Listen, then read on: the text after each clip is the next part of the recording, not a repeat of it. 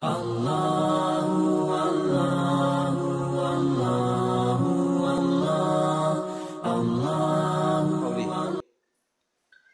sallallahu alaihi wasallam hadir.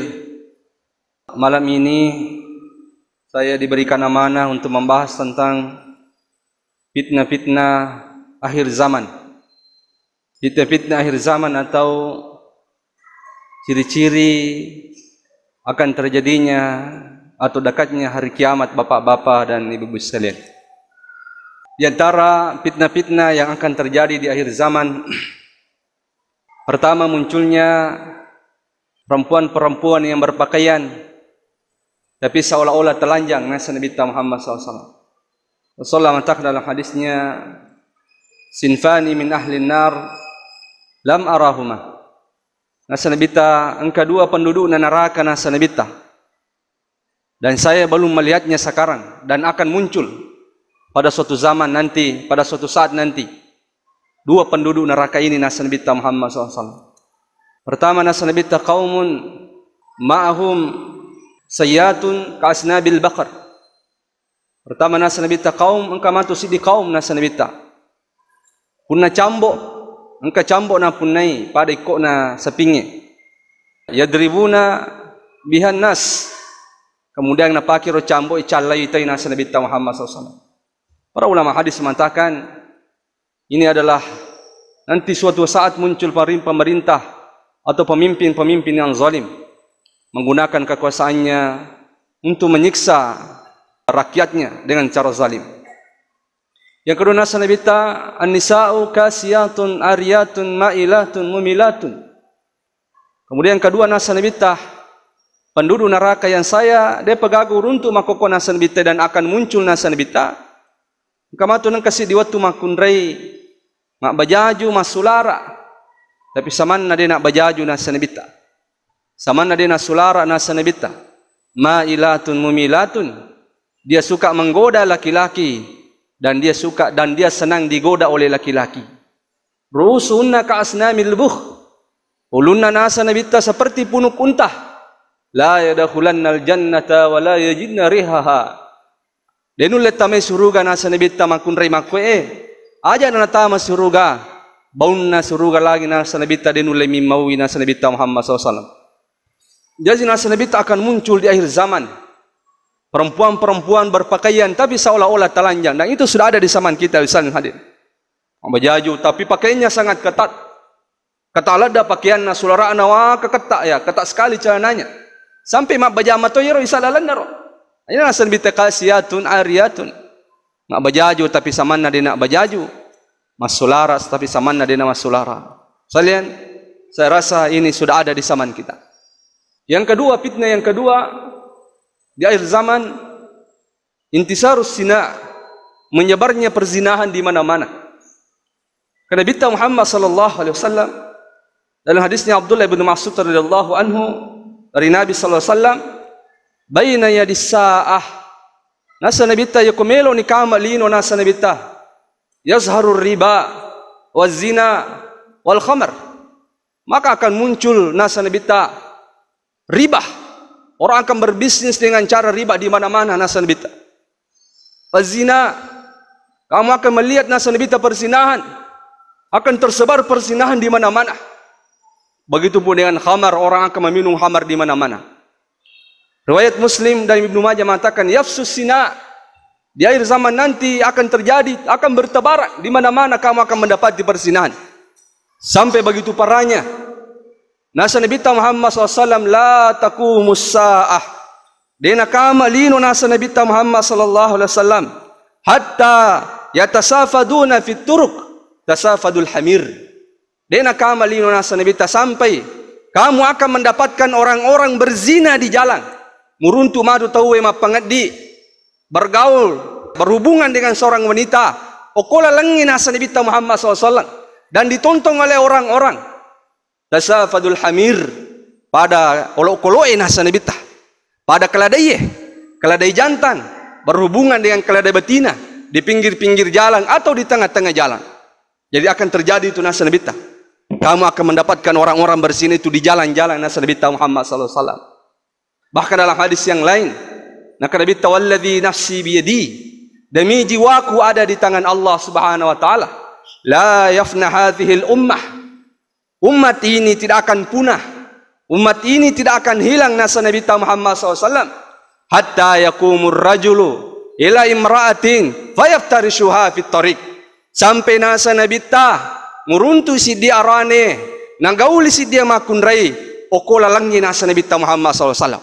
Luar biasa nanti begitu perahnya nanti. Dan mungkin ini sudah terjadi di zaman kita misalnya. Di barat, di Eropa itu sudah misalnya. Sekarang persinahan itu sudah biasa saja. Ya maka kau tahu mitampu itu seolah-olah biasa, membuang anaknya biasa saja. Dan mungkin ini juga sudah ada di zaman kita. Mereka berzina di jalan-jalan. Nah Nabi Muhammad SAW hiyaruhum, orang yang paling baik pada zaman itu. Maka jalan dan inasa Nabi Tayyiro samange. Ya kau nggak tahu maka dah, ori mak biri-biri moi, ori mak kali cubu-cubu moi. Maksudnya dia juga membolehkan persinahan. Dia natiangi berzina, tapi na caca minita kokola langge. Jadi itu sudah baik, maka jalan dan inasa Nabi Tayyiro. Dia tidak mengingkari persinahan itu. Dia tidak mengharamkan persinahan itu. Dia juga membolehkan dalam hatinya. Maka dami benenge makali cubu-cubu moi. Itu sudah baik nasa Nabi. Maka jadi kong kata mangkaro nasa Nabi matu di zaman itu. Jadi ini akan menjadi, pasti akan terjadi. Dan saya rasa ini sudah terjadi bapak-bapak misalnya. Orang berzina, nah pita-pitannya le nama pengedi, tidak malu ditonton oleh orang-orang banyak. Ini mungkin sudah ada di zaman kita juga misalnya. Alhamdulillah, semua alhamdulillah. Di antara fitnah akhir zaman, nasa Nabi Muhammad SAW min asratis sa'ah. Di antara ciri-ciri hari kiamat nasa Nabi ayuksiran nisa wa yukillar rijal. Perempuan semakin banyak dan laki-laki semakin sedikit. Wa yuksiraz zina, dan zina di mana-mana. Zina bertebaran di mana-mana. Wa yakuna lihamsina imra'atin alqimul wahidu. Wa yakuna lihamsina imra'atun alqimul wahidu. Nasa nabita nanti di akhir zaman 50 perempuan itu akan berbanding satu laki-laki. Dia nakama lino nasa nabita sampai kamu menemukan itu. Perempuan semakin banyak, laki-laki semakin sedikit, sampai nasa nabita 50 akan berbanding satu. Dan ketika terjadi ini, maka akan bertebaran, akan terjadi perzinahan di mana-mana nasa nabita. Dan itu sudah mulai terjadi, Pak. Kalau saya tidak salah sekarang sudah mulai 10 banding 1. 10 sudah banding 1 itu, 10 makunrai. Jadi sekarang itu yang paling banyak lahir itu adalah perempuan, sedikit perempuan. Tak ciri-ciri mana orang jadi bahawa saling hadir. Dan itu pasti terjadi. Karena Nabi min asratis sa'ah. Tanda-tanda hari kiamat nasa Nabi seperti itu. Perempuan semakin banyak, laki-laki semakin sedikit. Sampai 50 berbanding 1. Alhamdulillah. Jadi hati-hati. Kemudian selanjutnya, di antara fitnah akhir zaman, homo-homo itu.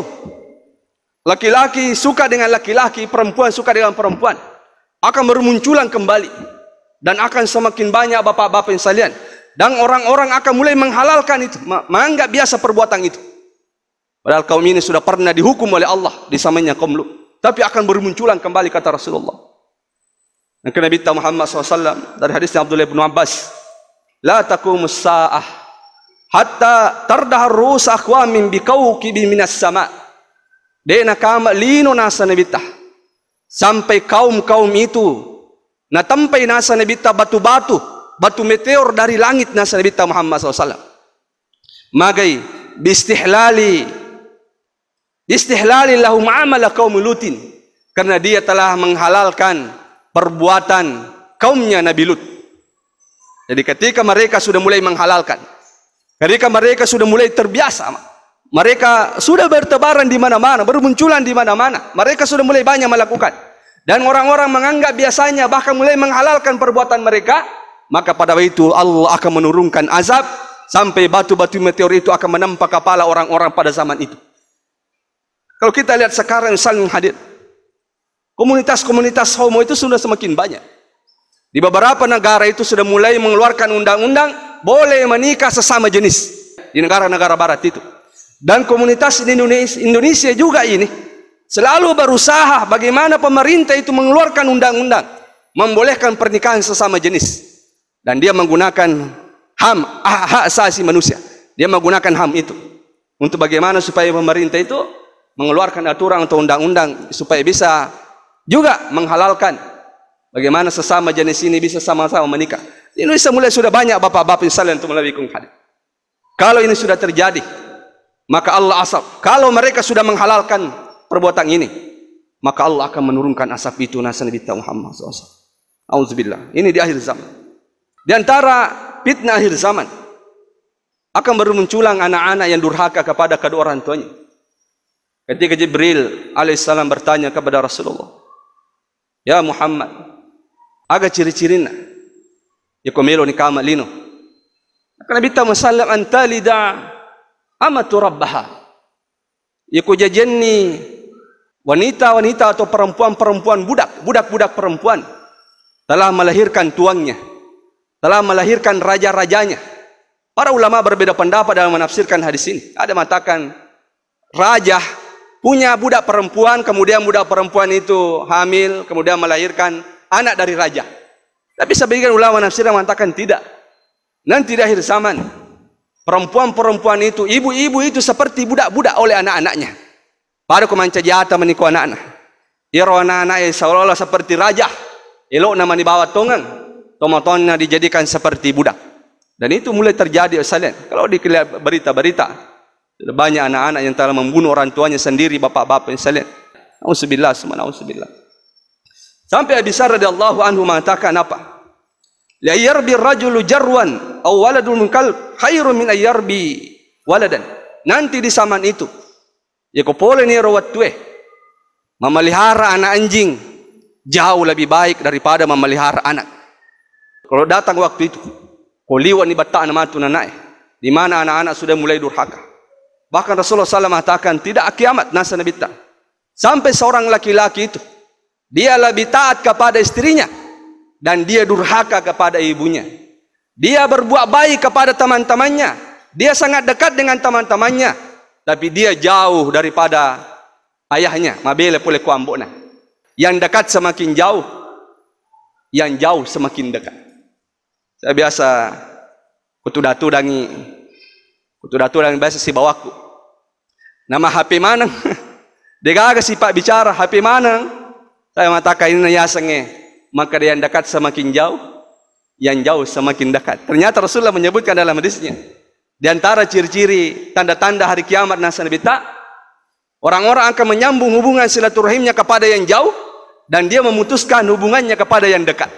Yang dekat semakin jauh, yang jauh semakin dekat. Ya, mungkinkah HP ini yang salah untuk Nabi Kongkan? Itu Nabi Kong hadir. Terakhir mungkin fitnah yang paling besar dari fitnah-fitnah ini adalah munculnya Masih Dajjal. Keluarnya Dajjal bapak-bapak sekalian. Nasa Nabi tidak ada Nabi yang diutus oleh Allah di dunia ini. Degaga Nabi diutus Allah Ta'ala kolebo na itananya. Kecuali semuanya mewanti-wanti kepada umatnya. Hati-hati dengan fitnah Dajjal. Hati-hati dengan fitnah Dajjal. Begitu dahsyatnya fitnah Dajjal. Kenapa fitnah Dajjal? Dia akan mengaku Tuhan. Dia akan mengaku Tuhan. Yoko tam ko si dia kampung. Nero kampungnya dia nama tappa. Dia nanggai Dajjal sebagai Tuhan. Maka yero kampungnya maka mati-matian mana ngolo-kolo ikor bapak-bapak misalnya. Sina tanah-tanahnya maka mati-matian. Tapi ko tam ko si dia kampung. Nero kampungnya beriman ikut Dajjal. Maka di kampung itu subur mana tanah-tanahnya. Maka cuma-cuma kemana ngolo-kolo Ini diantara fitnahnya. Memang dia mempunyai kekuatan yang luar biasa. Dia bahkan bisa menghidupkan orang yang mati. Dia bisa memerintah awan. Nah jilo mi alung maka dia alung paturung bosimu. Maka awan itu akan menurunkan air hujannya. Dia bisa berjalan seperti Nabi Sulaiman alaihissalam. Dia berjalan dengan angin bapak-bapak sekalian. Ya fitnahnya luar biasa. Di saat orang-orang kelaparan nasa Nabi tah. Di saat orang-orang kelaparan, dia justru mempunyai bergunung-gunung makanan. Makanya siapa yang tidak beriman kepadanya, dia tidak akan mendapatkan jatah makanan darinya. Maka pada orang itu waktu itu banyak sekali orang-orang beriman.